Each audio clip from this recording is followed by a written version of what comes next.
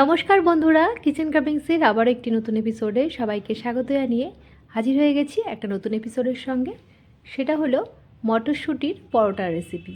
মটরশুঁটির কচুরি তো তোমরা অনেক খেয়েছো বন্ধুরা, তবে এইভাবে একবার নরম তুলতুলে মটরশুঁটির পরোটা বানিয়ে দেখবে, দুর্দান্ত লাগে। কোনো রকম পুর ভরার ঝামেলা ছাড়াই এই পরোটাটা রেডি হয়ে যায়।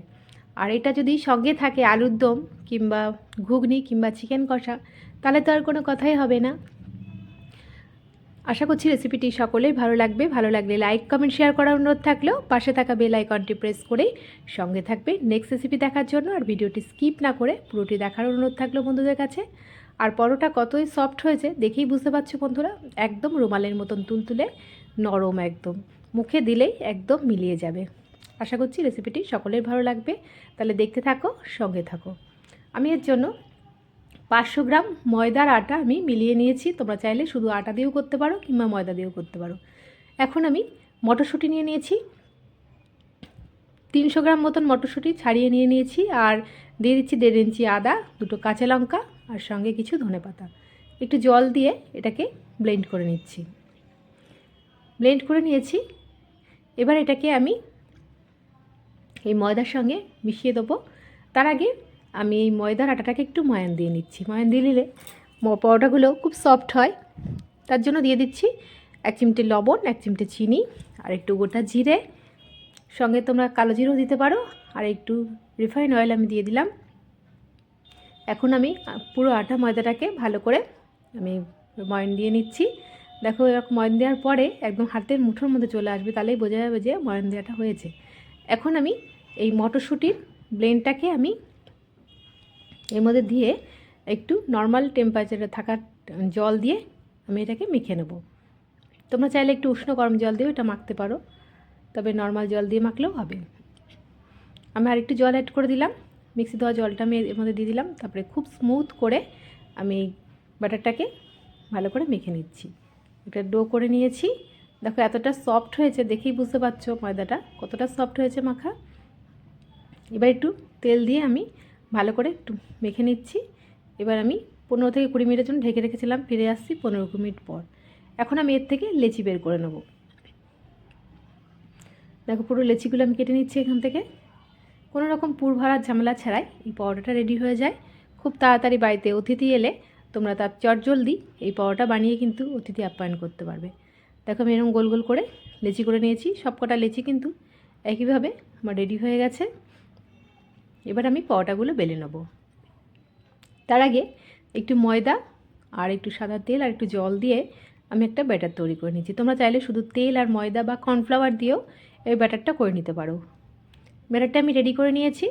এখন আমি এই পরোটাগুলোকে মানে আলতো হাতে আমি বেলে নেব।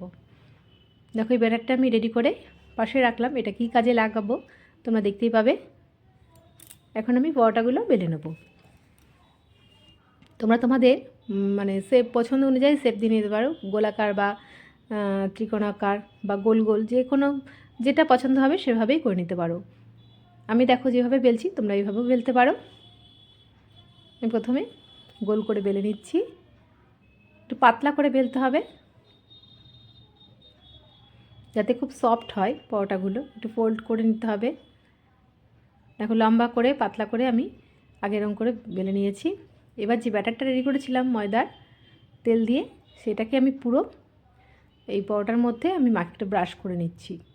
এখন দু সাইড দিয়ে ফোল্ড করে নিচ্ছি, তারপরে সাইড দিয়েও আমি ফোল্ড করে নিচ্ছি। দেখো 4 চৌকো একটা এরকম রুমালের মতন রেডি হয়ে গেল। এখন আমি একটু সামান্য ময়দা দিয়ে হালকা প্রেস করে পরোটাগুলো বেলে নিচ্ছি। দেখো এইভাবে করে নিয়েছি। তোমরা চাইলে গোলাকারও করতে পারো কিংবা ত্রিকোণাকারও করতে পারো। প্রত্যেকটা পরোটা আমি একইভাবে কিন্তু বেলে নিচ্ছি। একটা দেখালাম, আর একটাও আমি তোমাদের দেখিয়ে দিচ্ছি। গোল করে আগে বেলে নিতে হবে, একটু লম্বা টাইপেরও করতে হবে যাতে মানে এটা ফোল্ড করতে সুবিধা হয়। কতটা পাতলা হচ্ছে দেখেই বুঝতে পারছো, একদম কাগজের মতন পাতলা করে বেলতে হবে। এবারে আবারও ব্রাশ করে নিলাম ময়দাটা চারিধার দিয়ে। দেখো আমি ফোল্ড করে নিচ্ছি। আবারও দেখো রুমালের মতন ফোল্ড করে নিলাম। এবার আলতো প্রেস করে আমি পরোটাগুলো বেলে নিচ্ছি। একইভাবে সব পরোটাগুলোই আমি কিন্তু বেলে নেব। দুটো পরোটা বেলা হয়ে গেল। দেখো সব কটা পরোটা আমি এভাবে বেলে নিয়েছি। এবার আমি সেঁকে নেবো পরোটাগুলো। একটা ফ্রাইং প্যান নিয়ে নিয়েছি। আগে পরোটাগুলো আমি শুকনো খোলায় এপিটোপিট করে ভেজে নিচ্ছি তেল ছাড়াই। পরে আমি তেলটা অ্যাড করব। তাহলে এইভাবে করলে কিন্তু পরোটাতে তেলটা কম লাগে।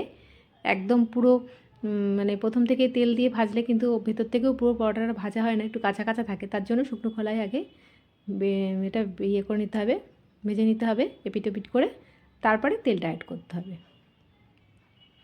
একইভাবে আমি সব পরোটাগুলোই কিন্তু দেখো এপিটোপিট করে সেঁকে নিয়েছি। এবার আমি তেল অ্যাড করে দিচ্ছি। এইভাবে দিলে তেলটা কিন্তু খুব কম মানে লাগে, বেশি তেল সোপ করে না, আর ভিতর থেকেও কিন্তু পুরো ভাজা হয়ে যায়। দেখো একটু চেপে চেপে প্রেস করে স্প্যাচুলার সাহায্যে আমি পরোটাগুলো কিন্তু ভেজে নিচ্ছি। আর এই পরোটাটা এত সুন্দর খেতে হয়, তোমরা অবশ্যই একবার বাড়িতে ট্রাই করবে। কোনো রকম পুর ভরার ঝামেলা ছাড়াই কিন্তু খুব সহজেই এটা রেডি হয়ে যায়। মটরশুঁটির কচুরি তো অনেকবারই আমি তোমাদের বানিয়ে দেখিয়েছি, আমার চ্যানেলে আছে, তোমরা দেখে নিতে পারো। তোমরা অবশ্যই এই পরোটাটা একবার ট্রাই করবে, আশা করছি সকলের ভালো লাগবে। দেখো সব পরোটাগুলো কিন্তু একইভাবে আমি ভেজে নিয়েছি। সব পরোটাগুলো আমার দেখো একইভাবে ভাজা হয়ে গেছে। এখন আমি সার্ভ করে নেব। পরোটাগুলো কিন্তু খুব খাস্তা হয় খেতে, এইভাবে ভাজলে একটু প্রেস করে করে ভেজে নিতে হবে। তারপরে এবারে সার্ভ করার পালার। তোমরা যে যেমন এর সঙ্গে মানে তরকারি বা ঘুগনি, আমি আলুর দমের সাথে এটা সার্ভ করছি। তোমরা তোমাদের পছন্দ অনুযায়ী মানে তরকারি বা যে কোনো কিছুর সঙ্গে তোমরা এটা সার্ভ করে নিতে পারো। আলুর দমের সঙ্গে মটরশুঁটির আলুর সঙ্গে দুর্দান্ত লাগে খেতে। সঙ্গে যদি থাকে ধনেপাতার চাটনি, তাহলে তার কোনো কথাই নেই। কতটা লোভনীয় হয়েছে দেখেই বুঝতে পারছো বন্ধুরা। তাহলে আর দেরি না করে আজই ট্রাই করে ফেলো। এবার তোমাদের আমি একটা ছিঁড়ে দেখাচ্ছি কতটা নরম হয়েছে। দেখলেই বুঝতে পারবে একদম রুমালের মতন সফট হয়েছে পরোটাগুলো। দেখতেই পাচ্ছ একদম হাতের মানে ভাঁজের মধ্যে চলে আসছে, একদম মুঠোর মধ্যে চলে আসছে। আশা করছি রেসিপিটি সকলের ভালো লেগেছে। ভালো লাগলে একটা লাইক কমেন্ট শেয়ার করার অনুরোধ থাকলো। পাশে থাকা বেল আইকনটি প্রেস করে সঙ্গে থাকবে নেক্সট রেসিপি দেখার জন্য। আজকের মতন এইটুকুনি।